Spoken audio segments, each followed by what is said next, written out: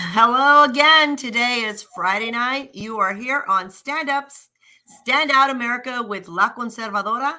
Yours truly, Bianca Gracia. And today my guest is my brother from another mother, I say, co-worker, and Mr. Steve Montenegro. I have become so fond of Steve, and I love his story and his testimony.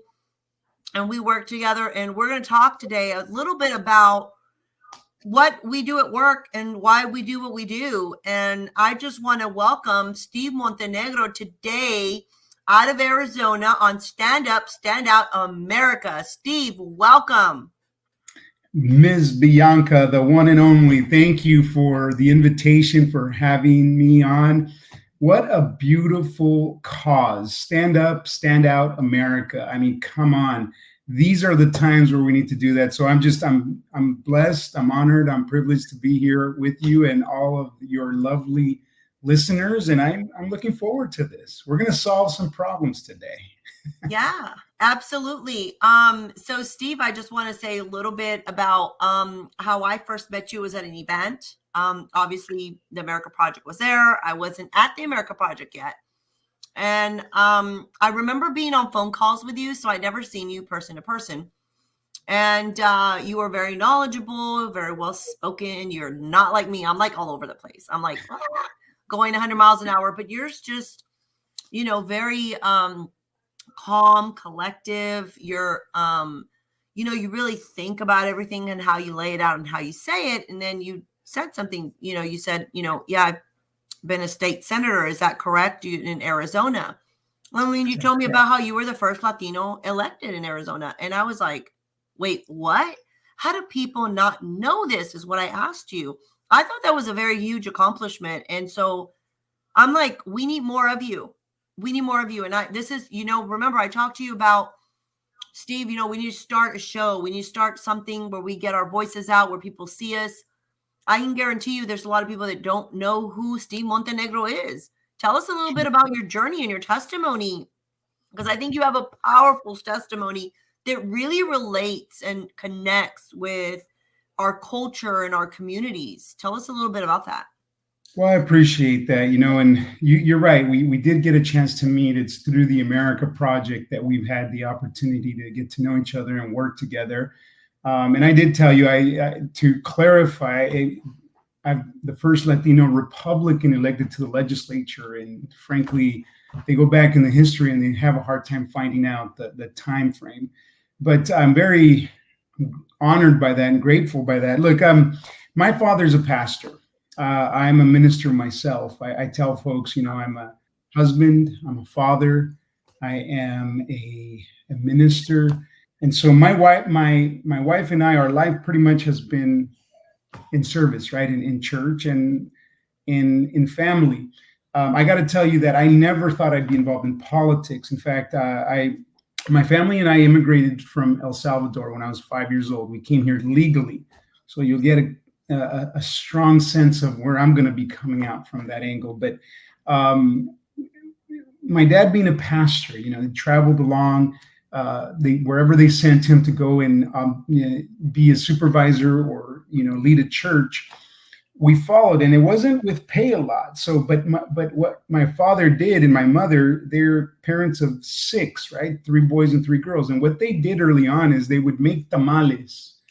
My mom and my sisters would make them because they're the ones that are smart enough to understand the art and the science of making tamales. While the guys, we went out and we sold them. Here I am at 10, 11 years old selling tamales just to make sure we're paying the bills. So economically, my father put those in our heart, those values of being able to work hard for whatever you need. And I say that because my background is such that my father and my mother have always taught us that the United States of America is the greatest country on the face of the planet. It is impossible, my dad used to say, impossible to go hungry in this country. I'll never forget, he would tell me, Steve, they sell rocks in this country. Take a moment, think about that. They sell rocks. Now, I live in Arizona, and this is brilliant. I mean, we pay for dirt in Arizona. We pay to have people make our yards looked like a desert landscape in Arizona. When my wife and I got married, when we Wow. got married, we went on a cruise to Alaska. And if you've ever been to the Pike's Marketplace, you'll see there's a bunch of booths and flowers and stuff. And her and I were walking down, and we saw this. This is in Seattle. We saw this booth that had these big river rocks, and one of them said faith, the other one said hope, the other one said love. It was beautiful. And then I turned it around and it said $13.99. I remember when my dad used to tell me they sell rocks in this country. So understanding the greatness of this country is where, honestly, my background, I'm grateful for it as an immigrant. My senior year of college, I got involved as an intern with the congressman, and it was there that I noticed how important it is for us to be involved. And at the time, I was a youth pastor, youth minister, traveling the country, putting on youth conferences, youth camps. And I didn't know how politics, would work with someone of faith or someone, a Latino like myself. But quickly I understood that Americans in general are misrepresented. Americans in general, whether you come from a Hispanic background or a European background, there's this sense that if you're an immigrant, you automatically lean a certain direction. And the truth is that just like any other culture, the Latino community, it has a broad spectrum. There's people that love the left, and there's people that love liberty.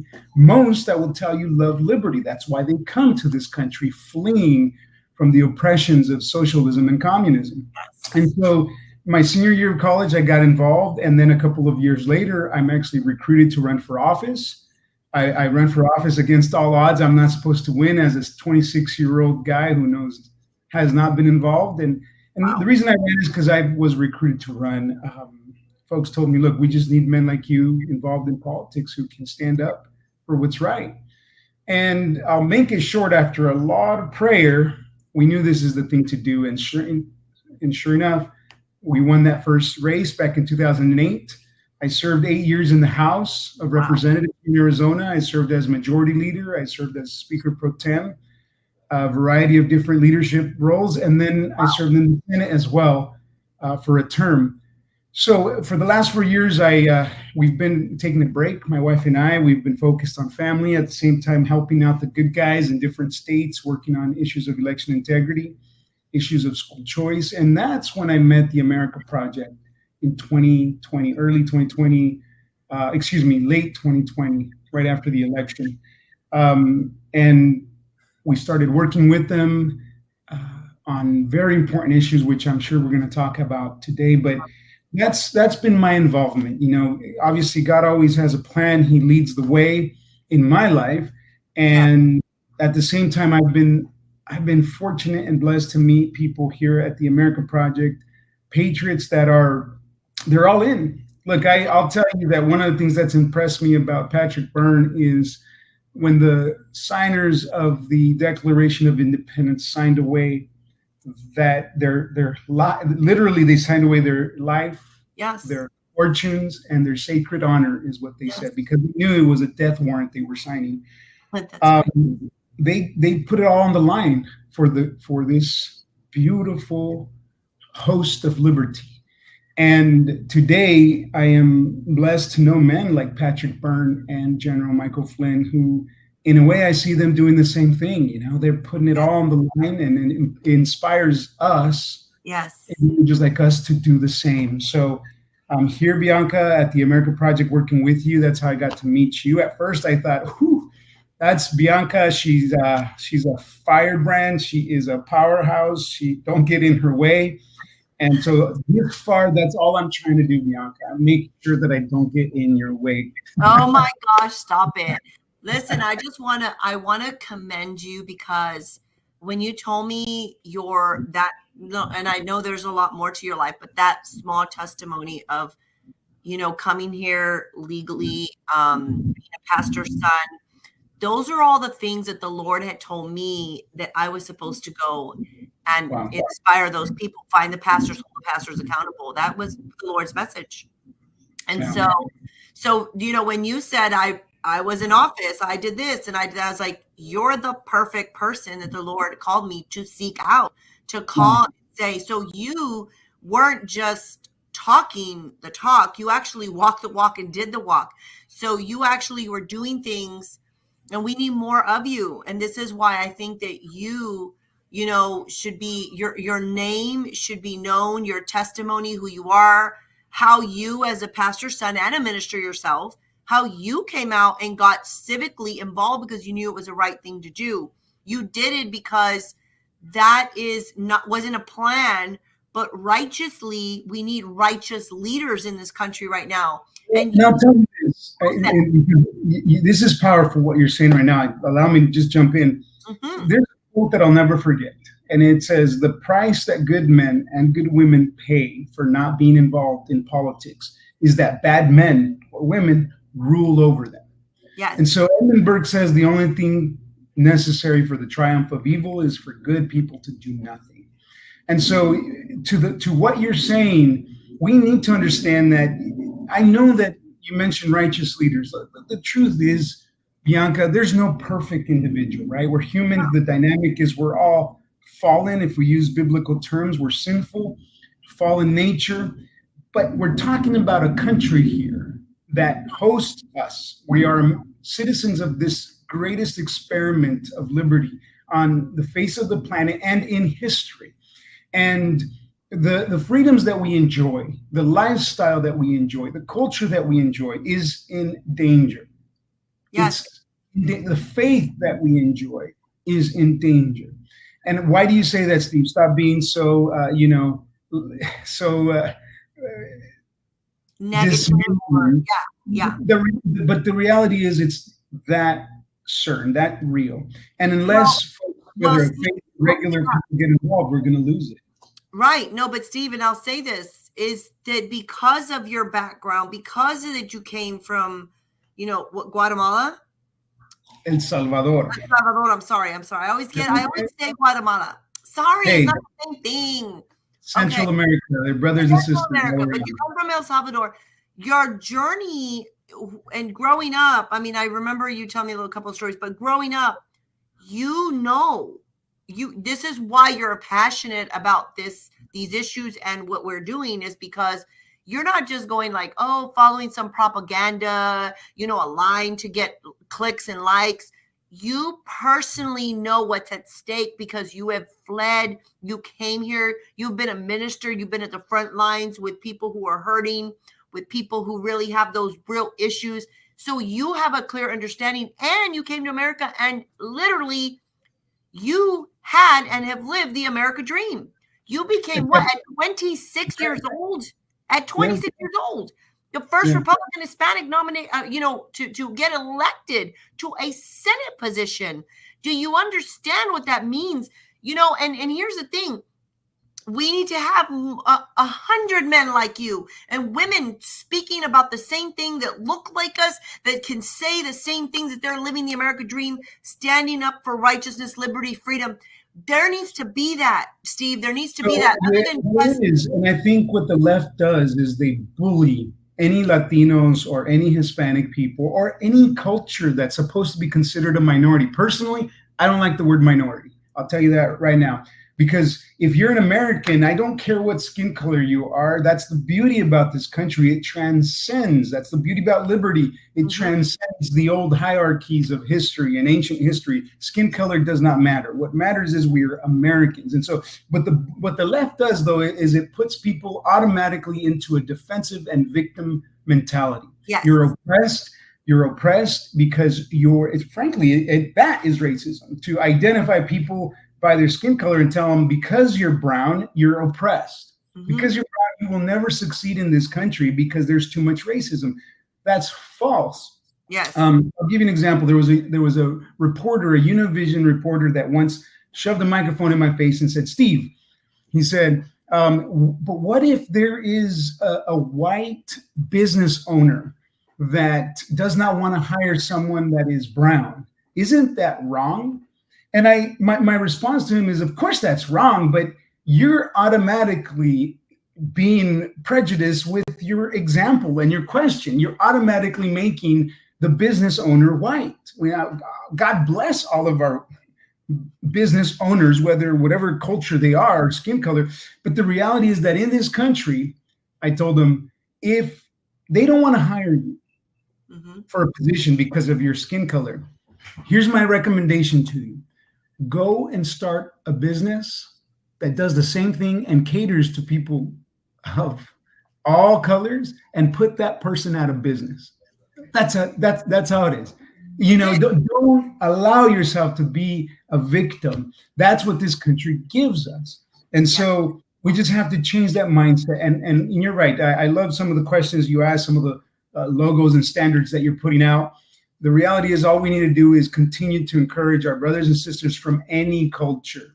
This is still the United States of America, this is why we're fighting to keep it.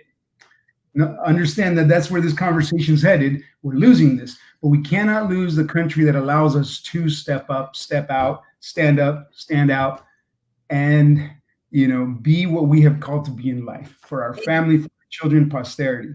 You couldn't have said it any better. And one thought that I just want to remember to finish is that, when you sit down anywhere in the Hispanic community or, Latin culture, doesn't matter. The one thing that we all share, like we all know, whether it was our mom, our tia, our sisters, we all know someone who made tamales. Okay. So we all have that common denominator.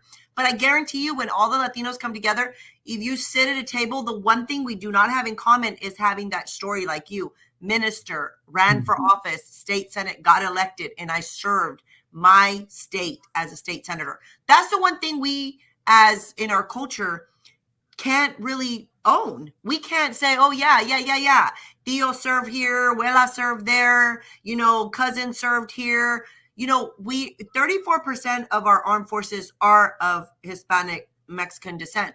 And so we're very prideful in the fact that we do go and serve this country. But it'd be great if we had more leaders in our culture to say they are also serving their community in a righteous way, not in a way where they're trying to take away from us. So here, I'm glad you brought a good point.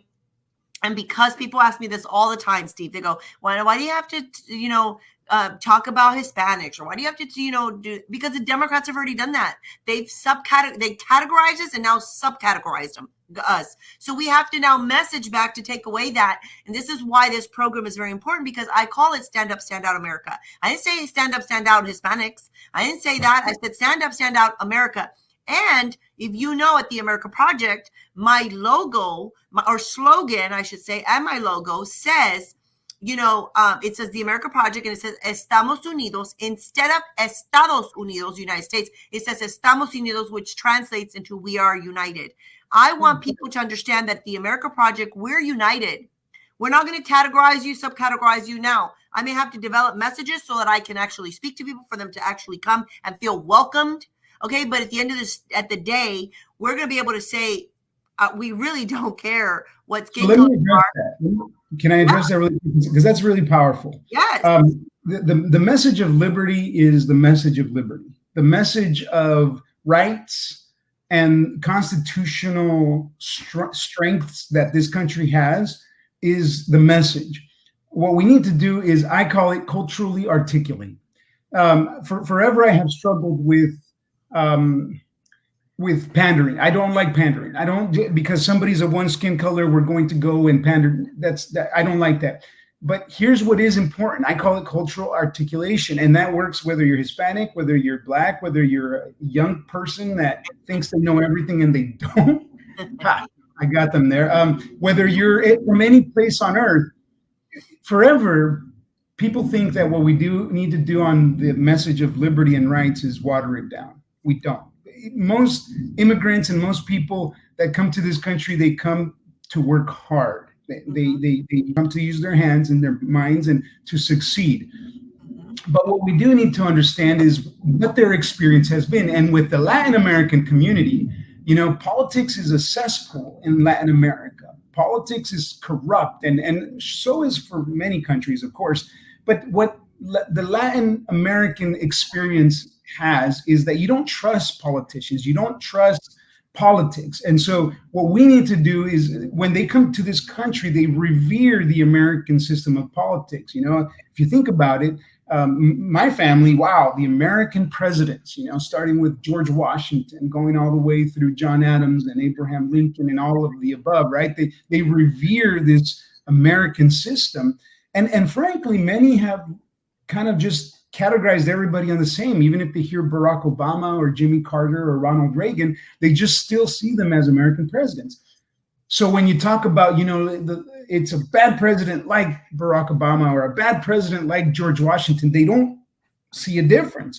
So what we need to do is help them understand, look, what we're talking about is a leader like Fidel Castro, a leader like Hugo Chavez, a leader like the one Bolivia has, that they drive their country to a brink of poverty, and they take the resources, natural resources of that country, and they drive their economy to the ground. All of a sudden, Latinos are like, oh, that kind of leader.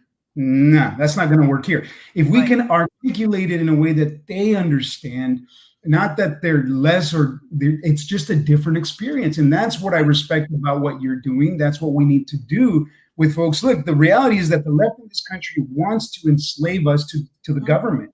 Yes. They want Americans to believe that they cannot succeed because there's racism, that they cannot succeed because there's powers to be. Right. There are powers to be. It's called the government. Since when is the government ever a friend? They're not. The founders of this country, and the beauty of their minds, they understood that we had to stay away from the heavy hand of government. And so they put the power on the people. Yes. And so when we continue to explain that to them, the left wants to make government God. Yes. If you need something, go to the government. They'll help you. They're not going to help you. Yeah. Right? They're just going to bankrupt our country, and they're going to enslave you. What we need to do is we need to understand that manifest destiny, it's in our hands. And of course, our faith teaches us whose hands our life is in, but we are here to work hard. We have to believe in what we can do. I get passionate about this and sometimes sidetracked. I'm sorry. No, this is great. I think people need to hear this message. And I think there is a lot of people out there that want this message. They just need people to actually talk about it. It's hard to find people who are speaking or talking truth. That's the thing. That you're just going to talk the truth about things. And nowadays, it seems that people who are speaking their opinions or their truth get censored. And that's what right now, that we are struggling with in this country, is making it the awareness that this is happening to us. And a lot of people don't even know it. They're like, oh, you got censored, or they took your video down. They have no clue, Steve. They have no clue. But here's something that I want to talk about. So something that I think is important is at the America Project. I'm blessed to be here at the America Project. I just believe that the Lord literally has blessed me to work with people like you, Patrick, General Flynn, Joe Flynn. The people that we're surrounded with are just some of the best in the country, who just have a love and passion for our freedom and liberty.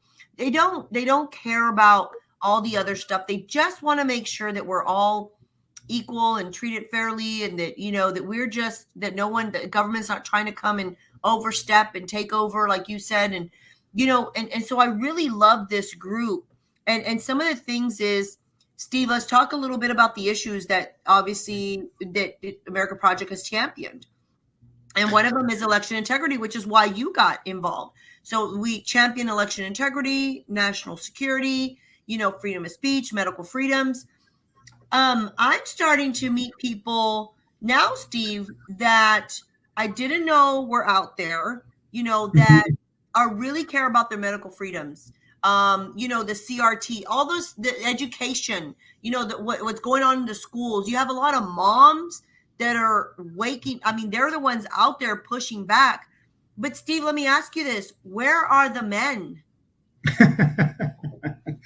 They're making money. No, I'm just kidding. Look, this is powerful here. When you mentioned General Flynn, Patrick Byrne, Joe Flynn, Carl, the reason I've seen that, at least in my experience, the reason they're involved isn't just, it's not just this happy-go-lucky environment that we want to create. The reality is that we're not going to have a country Mm-hmm. in the next 2, 5, 10 years if we as the people don't stand up. Mm-hmm. And that's what I respect as well as to what they're doing. They are on the front line of exposing corruption. They're on the front lines of exposing that deep state. And I know that people start squirming when they hear that word, but the reality is that if we look at history, there are different ideologies and different systems of government Yes. littered in history. And oligarchies are real. We're now stepping into a time of technography or technology, the tech giant. I butchered that on purpose, by the way. The technical, but look, we're stepping into a time where there are folks that believe, oligarchs, or let's say autocracies, right? Autocrats that believe we're better than the general public, and so we need to figure this out, how to run this government, and we need to figure out what people can say and what they can't say. You know, we have to demand what they can post and share. And so the reality is that when you have General Flynn, Patrick Byrne stepping in, it's because they're seeing from a vantage point that we're not going to have a liberty established country much longer if we don't do something about it. So it's out of exigence as well. It's out of sounding an alarm. And I want you to know that, sure, in the past we've talked about, hey, we got to get involved to make sure our country is in the right direction. We're at a point now that I know people don't like to hear it, but we're not going to have a country that has the liberties we enjoy if we don't get involved and do something about that. And what does that mean? That is understanding that there are powers that are trying to take over in the area of health. Right. And when somebody mandates that you have to inject a certain chemical in your body that hasn't even been proven or tested, but you have to do it, that has to sound an alarm in your mind. And when they want your kids, your children, to be injected with something that there's no research behind, there's got to be alarms going off in your head. When they're starting to stifle speech and block people from saying things, it has to. But it wasn't. It's not evident to these people, Steve. They really believe that the propaganda that they put out was that the injections are to save your life, and it's to save the lives of the ones you love. So who doesn't want to buy that, right? Who literally wants to say, "Oh, I don't want to save the lives of the people that I love"? I mean, who would say that? Look, there's people that still believe that that Joe Biden's doing a great job. I mean, absolutely. I've met them. Yes, the economy's in the tank. It's everything. How's the price of milk right now? How's the price of bread? What's that doing for you? Listen, I'm a mom. I'm a mom, Steve. So I am the one that normally visits a grocery store, and as a mom, I can tell you, during the past administration, and if I went to the grocery store, I'd go maybe once a week and spend maybe $80 to $100, maybe. Right now, I'm going once a week, and literally, Steve, I am walking out, no changes in my groceries. I'm not like buying more or less, nothing of the sort. $350, because the milk is like almost $5. Bread's gone up. The meats have gone up. Meat's already like $8 to $10 for just ground beef, a pound. Sandwich meat's gone up. Everything in the basket. I literally looked around as I was shopping this last time, and everybody else's cart was very limited. It's like they went in there for like bare minimum, maybe 5-6 items. The manager literally ran over to help bag my groceries and was profoundly and profusely going, thank you so much. Thank you so much. And I was like, okay, I was wondering, it didn't dawn on me, right? But I was wondering, like, why is he so invested in that I'm buying groceries? Why is he thanking me? Because then I thought to myself and I said, oh my gosh, people are literally having to make choices right now, and they're coming in for bare minimum to get them by, and they're not filling up their carts. So when you see someone who does fill up their cart, they're like, thank you, thank you, thank you, thank you, thank you. Because the businesses hurt, right? That means our farmers are going to hurt, our other people, distribution centers, everybody hurts because there's not enough to go around, or if there is, people aren't buying because they can't, because there's no money. The gas prices are up. So it really dawned on me, Stephen, that for me as a mom and a woman, I go, my gosh. I mean, I told my husband, I said, I spent $350 today at the grocery store. He goes, what? He goes, what'd you buy? And I said, the same stuff not the same stuff, but pretty much, I mean, meats, the same things that we pretty much buy. I mean, milk, bread, eggs, lunch meats, just canned food. I mean, just whatever, whatever we're going to need for the week. And I thought, this is crazy, Steve. This is what I think, and our culture is very good about understanding this. I know that in my communities, I hear them complaining about the cost of a brisket because, we're barbecuers over here. So a cost of a brisket used to be $80 to $100, right? For a big brisket. I can't tell you the poundage, but right now what I'm hearing is briskets are about $150 to $160 for a small brisket. Yeah, you're in Texas, so that's not going to work.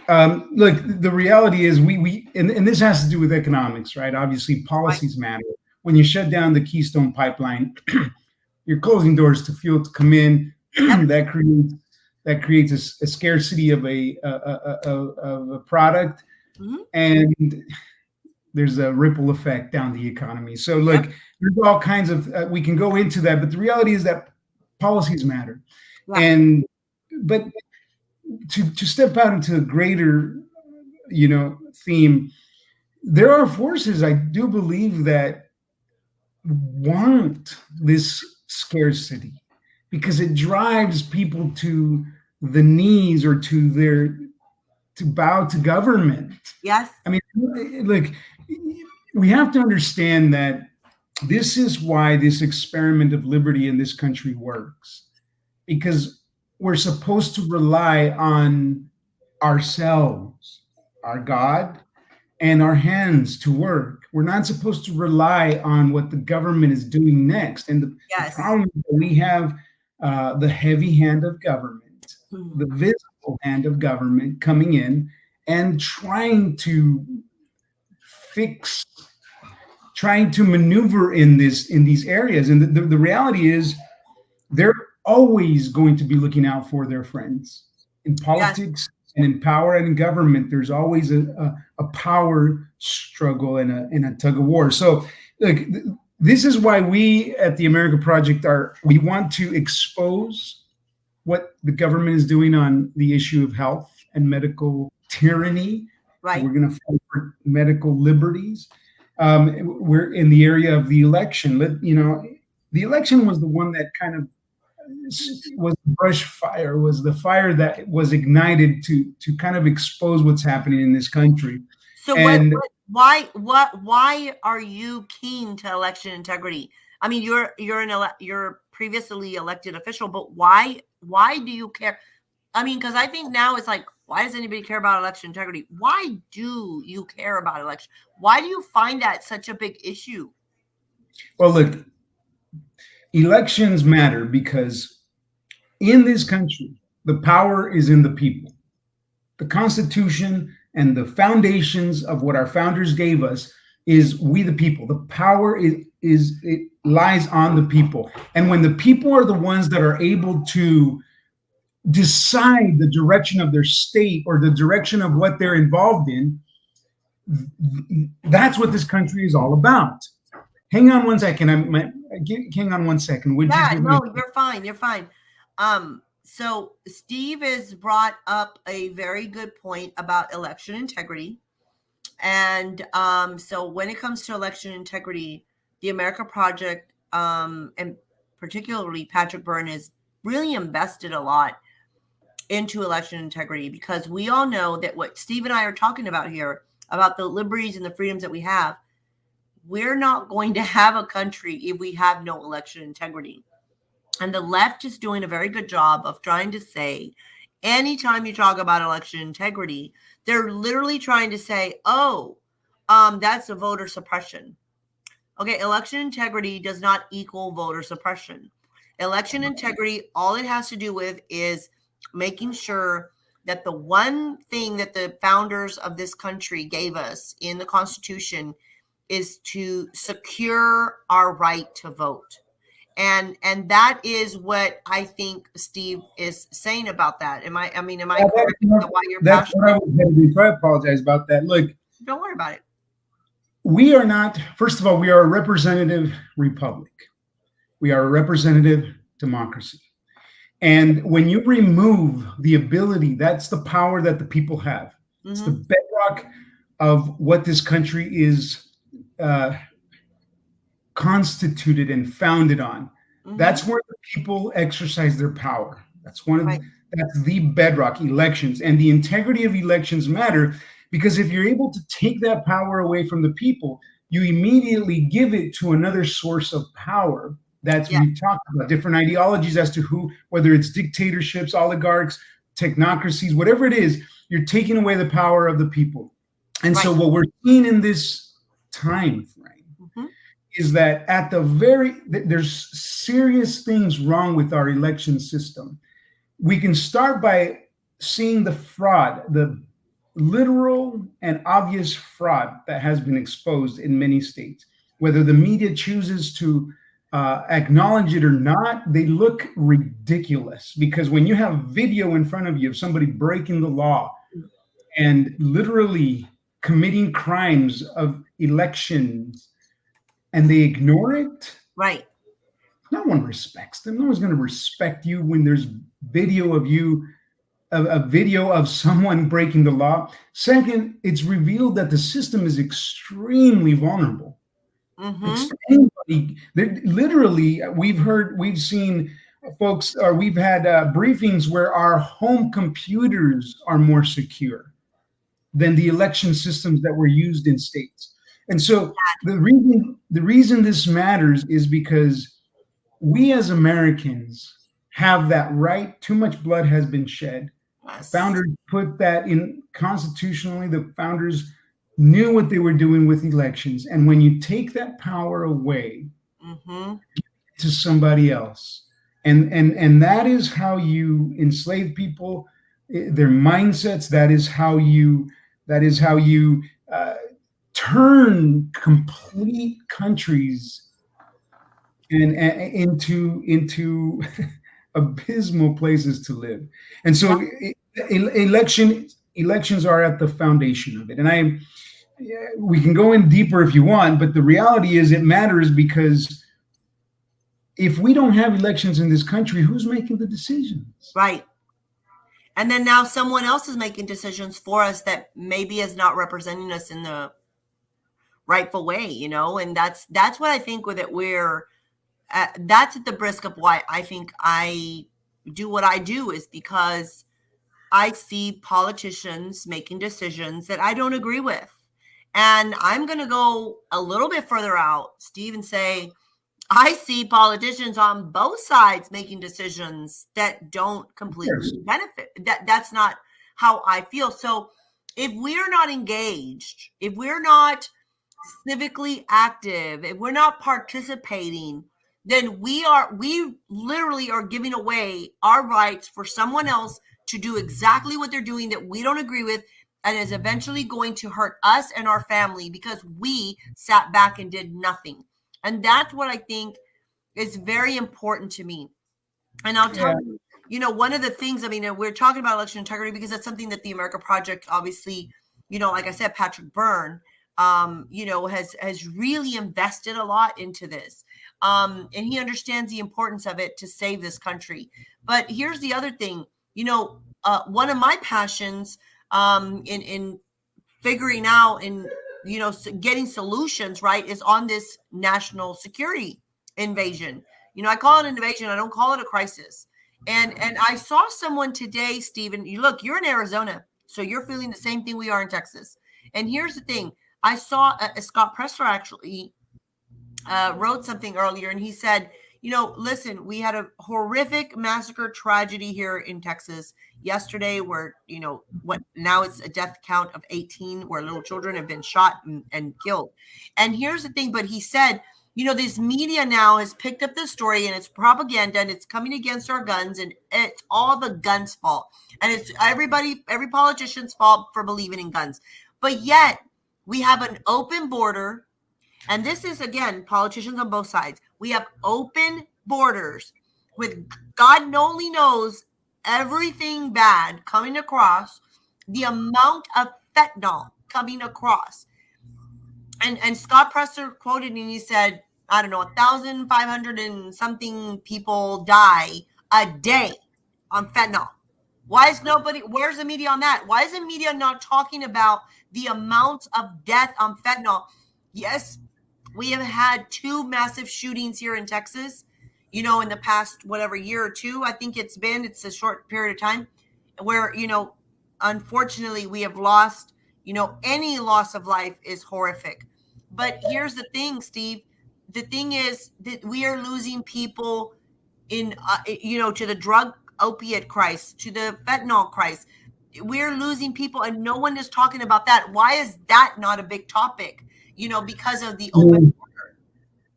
Yeah, these subjects are they have such depth that an hour doesn't do it justice to go into it.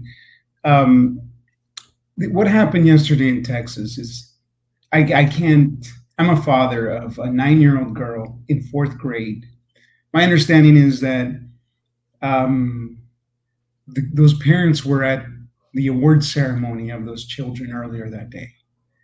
And I was literally, I don't know how, but I was at the award ceremony of my daughter's school, watching her get awards in the 4th grade, same day.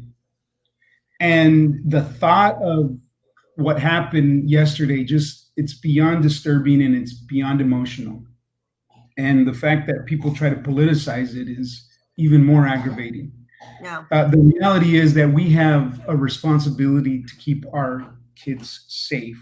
Mm-hmm. And right now, what's happening is we have a federal administration we have elected office holders who refuse to recognize the dangers that we're facing as a country. Yes. We have dangers like you said, at the border. It is unspeakable what's happening at the border. And we're actually not just welcoming them, we're incentivizing people to break our laws and come into the country.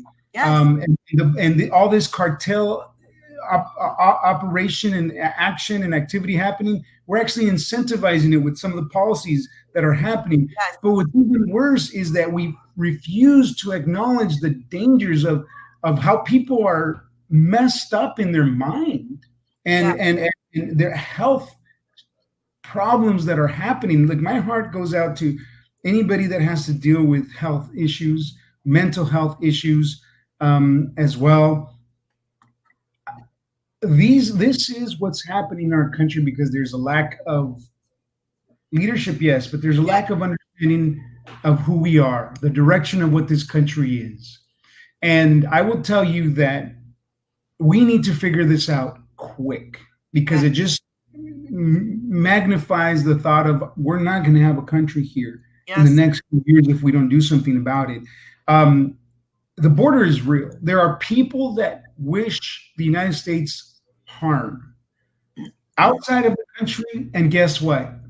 Inside of the country. When you have an 18-year-old that is apt enough to do what he did in Texas yesterday, that's what you call an enemy. I don't know how else to label that. Someone that is willing to take somebody else's life, and let alone babies' lives away. Yes. So what do we do about it? Look, we need to make sure that we understand who we are as a nation. Yes. Okay? We have to understand what the founders intended, why they left us the Bill of Rights, why they left us the liberties and the rights, why they left us the checks and balances. And this is why school choice is so important. If the Yes. government can't, look, these are government schools, right? If the government can't provide a safe environment for us to send our kids, then Yeah. parents have the ability to choose what schools they're going to send their kids to, what type of education. So we can talk about what schools should be doing. The government needs to step up and make sure that this is secure. Yes. Authority needs to step up and fix this. But as a parent, anybody that wants to tell me that I can't have a choice to educate my children in the face of what's happening because they're letting us down, they're allowing so much madness to reign in this country without calling the truth, then I'm going to choose what education I'm going to have for my kids. And so when it comes to the border, we need to do something. We need to make sure that we are actually, go ahead, securing the border. No. And I want to say, I think I read something that in the last year, after COVID, there is a little over 1 million children who have been removed from the public school system by their parents because of, number one, what they have found is being taught at schools. They don't agree with their kids. Maybe they don't think that their kid is safe at school. Maybe they were being mandated to get injected. Whatever the case may be, that's a pretty big number. Over 1 million children being lost to the public school system. Now, honestly, I feel there should be more. There should be more than just 1 million. But I will tell you that I am a homeschooling mother, and I became a homeschooling mother when my oldest was going into junior high. And it was a very tough decision for us. They wanted to be in athletics and, but I had to make a choice even back then, Steve, that education was going to be the most important thing for my children. And, Sure. Because my mom taught me, we grew up very poor. We were 7 brothers and sisters. And my mother taught me that, she's like, you want your DoorDash jeans or your Gucci or your, whatever, Dooney and whatever was popular back then. She would tell me, you want all these material things. She said, but the one thing that you need to remember and you need to do is educate yourself. She said, because, my dad and her, they dropped out in 9th grade, right? They didn't finish their education. She said, but the one thing that no one, including the government, can ever take away from you is what you have up here. It's your knowledge. And so she said education and educating yourself is the most important thing to survival, period, hands down. So that really stayed with me. And that was a decision I had to make as a mom. And even against my husband was not really for it. He's like, homeschooling, what are you, have you gone mad? And he's like, we pay taxes. That's the thing, we pay taxes. So all these years, we've been homeschooling and here we are, we've been paying taxes and our kids don't even go to school, public schools. So I'm paying something to the government that I don't even benefit from, and that's why school choice is important, Steve.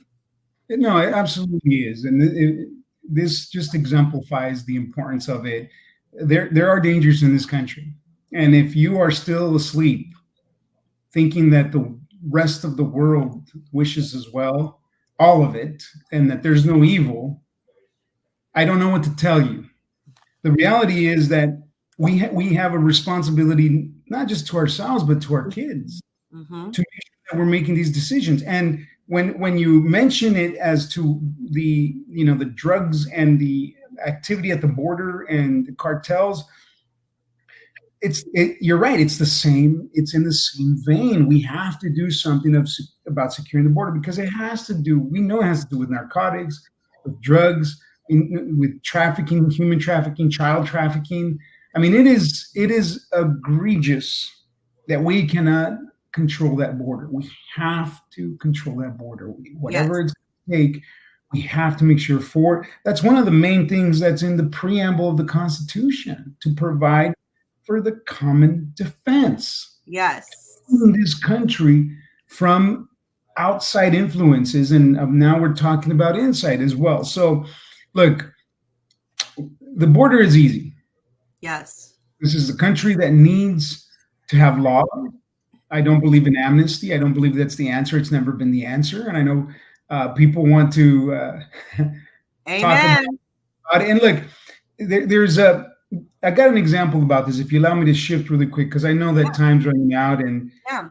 we'll be back to talk about main issues. But when you mention the border, and when you mention, we have to understand what needs to happen at this border. We need to have it secure, and we need to stop incentivizing people to come across illegally. I mean, when we promise amnesty, when we do things like amnesty, or when we're giving benefits out to people that are not they are not part of this judicial system. They're citizens from another country. Yes, there are human rights, but there's also civil rights. Yes. And civil rights means that they belong to the people that are in this country legally, that are here, that are committed to, that are legal, that are citizens. They're part of the citizenry or civil process. So we need to understand that we can't just ignore those realities. And we have to stop incentivizing first and foremost. And we have to get better boots on the ground, better technologies, build a wall if we have to. We need to have operational secure border, better said. So there's much more that we'll go into in the future about immigration and about border security, but these are issues that matter. It's very refreshing to find someone else that thinks like me, because I'm seen as, oh, you're so insensitive, Bianca, for what your way of thinking. And I don't feel that I am insensitive at all. And so it's refreshing to hear you say that and echo the same sentiment that I feel. But I do want to ask you a question, being that you served as a state senator in Arizona at a young age of 26, mind you. What an accomplishment. What a way to really live the America dream. But what would you say was one of the most challenging decisions or vote you had to, an issue or legislatively? What is the most challenging things you had to either vote for or against? That was a very tough decision. Do you recall what one of the most difficult decisions you had to make as a legislator? There's difficult decisions that have to be made, and most of them are on policy, because if it's constitutional or faith, for me, that's where I lean. So it makes it easy for me. If it's a function that the government should be involved in or not, the Constitution lays it out. And so those become at least a little bit easier when you truly are looking through the lens of the Constitution.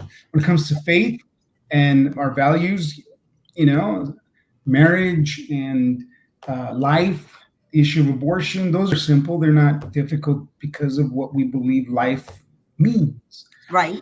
I think it would probably be more of the policy aspect. And I'll tell you that there's some back and forth that goes on in the legislature as to giving priority for contracts to certain groups. And I think that in all fairness, we have to make sure that we are taking care of certain individuals. I've always stood against giving special treatment to some class of people because of their skin color or their race, in example, affirmative action. But there's sometimes issues that pop up about helping our veterans. And this one is something that's really important as well, we have to take care of our veterans. We have to take care of our military. And I think that if I'm honest, which I always try to be, and I always am, but there are moments where, to what degree are you going to give benefits, right? Are we going to give the farm away, or is there a line? So I think that sometimes understanding, our veterans, we're going to go to the wall, we're going to go to the mat to make sure they're taken care of course. And then there's people that try to push those boundaries to continue to give things away. And I think that's where it makes it a little bit different or difficult, because of course you want to support, and of course you're going to do certain things, but then, is it constitutional? Are we using lines? And I think that's where, that's when I mentioned on policy, we need wisdom to navigate where those lines are. That's, if anything, yeah, off the top of my head, I think that's not easy, because we have to make sure we're taking care of our veterans. So you're such a still little politician at heart. So I asked you a tough question, and you tell me all the positive things that you believed in and would vote for, but you didn't tell me the most challenging. You're so good. Listen, everybody, Steve Montenegro here. Do you see why I love this guy so much? He's still a little polished politician. So not a Bianca Gracia. La Well, no, I mean, I'm trying but no, this is what I love. This is what I love. This is where I can tell you guys out there watching. This is the chemistry of Steve and I. I'm just like, run front line and bulldoze over you. And Steve is like the more diplomatic guy, and he's going to come and, tell you all the pros and the cons. And man, they trained you well in Arizona Senate is all I got to say. No, there's no training in Arizona. This is the Wild West. They will take a club to your head at any moment. Look, honestly, the reality is, because I've been elected, are there difficult things that we have to do? Of course there are. When you're making cuts, when there isn't enough money in the budget, in your state budget, to provide honorable services, you got to make tough decisions. Do you go ahead and on paper say we're going to do this and then let the economy fall apart? So do you make decisions? Absolutely. Some of the toughest decisions have been to cut some spending that hurts. And I'm a small government kind of guy. I'm a bare bones kind of guy. But then when you get to the bone and you actually have to start shaving the bone and cut, it's not easy. But decisions have to be made so that we can maintain an economy that's actually going to help our citizens. So are there tough decisions? Absolutely. But when you're founded on the Constitution, when you're founded on faith, what I'm trying to say is that it makes it at least easier to know why you're there and understand why you do that kind of stuff. So if you're ever thinking of running for office, it's awesome. We need citizenry to run for office, but just know once you get there, it's not easy, and that's okay. That's what it's going to be. Yeah, that's great. I love it, and listen. I pulled it out of you. One of the things is I ran for office, and so one of the things that a state senator in Texas is responsible for is the budget. That's one of their main things. So that was I love that you gave me that answer, because you're right. When you can say, oh, I'm going to stand on this issue and this issue and this issue. But at the end of the day, that is a tough decision to make when you're talking about all of your state. And then if you have to shave off funding somewhere, that means someone is going to lose their jobs or their benefit. And that's not a good feeling. And those are tough decisions, because you've got people's livelihoods in your hands that you have to make decisions for. And that's kind of what I'm glad you said that, because obviously you understand your responsibilities as a state senator, and you know that was probably one of the most challenging things that you had to do. And so I really appreciate you. And yes, we are, almost at the end of our hour, and I'm so happy that I finally got you to come and sit down with me tonight and do this live. There'll be much more. Let me say this, take 10, 20, 30 seconds to say this. You do it. If you're not involved, there are ways you can be involved. Yes. Okay? The America Project, what I love about it is that it has created a network of networks. That whether you're in the medical community, whether you're in the legal community, whether you're in the teaching community, in the military or veteran community, there are ways you can get involved. And I invite you, I encourage you, I implore you to get involved. Reach out to the America Project. There's different projects that are going on, whether it's with election integrity and making sure that we are, we have poll watchers at the polls on election day, making sure that everything's running smoothly, whether it's, speaking with veterans groups, whether it's reaching out to teachers. There's Moms for America. I mean, if you're a mom, single moms are some of the most affected and beautiful people. They have a lot on their shoulders as well. Well, there's efforts, and this is what's beautiful about the America Project. I invite you to get involved. The website is americaproject.com. Americaproject.com. Yes. Sign up. You're going to see just an array of different ways that you can make an impact. So Absolutely. Yes, you can visit us at americaproject.com.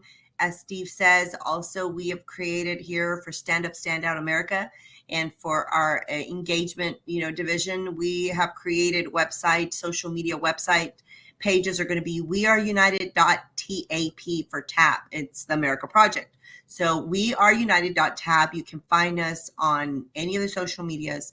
We're still waiting to get Cloud Hubbub, but we just want to thank you again for joining us on this Friday evening. We know it's a very busy weekend.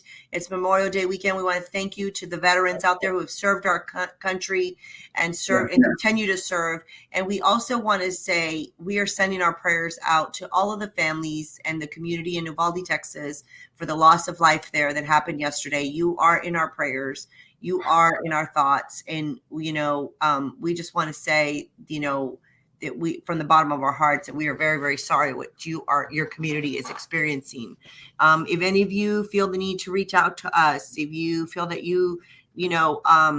whether it's whatever it is that you feel you may need help or getting your voice out or something, contact us at americaproject.com. You can find me on any social media platform, Bianca for Texas, on any social media platform. Steve, where can people follow you? Yeah, well, first of all, on a personal level, they can learn more about me at stevemontenegro.com. On social media, at Steve Montenegro on Twitter or Facebook as well. I'm engaged in social media a little bit. I'm not the biggest fan of it, especially with what they're doing. But the reality is, I'm also on Truth. I'm also on Cloud Hub. I'm also on you name it. Just find me at stevemontenegro.com. Look, we can do this as a country. We're gonna help save this country together. Amen. And so just get involved, reach out, and we're gonna get this done. And I'll be back. I'm gonna be back. I mean, you heard it. Yeah, you heard it out of his lips. We're gonna hold his feet to the fire. I'm hoping that Steve becomes my co-host here. And we will be coming to you live on Friday nights, especially bringing the updated news out of the America Project and the things that we've done for the week or for, that are coming up, events that are coming up. Hey, we also have events coming up. I've got an event. I'm coming out to Arizona, Steve. We're doing a faith-based breakfast in Arizona, June 7th. I'm also having a leadership meeting with some of the leaders there. And then June 17th, we've got state convention here in Texas, and we're going to have a run to the border event June 17th. Be on the lookout. We're going to be putting that flyer out, that event link on weareunited.tap on all social media platforms. And hopefully we'll get it up on our website at America Project so we can direct you just there. And it's simple and all that. So we hope that you will come and join us, reach out to us, send us a message. And Steve, again, thank you so much for joining yours truly, Bianca Gracia, La Conservadora Tejana, on Stand Up, Stand Out America. Until next Friday, guys, happy Memorial Day.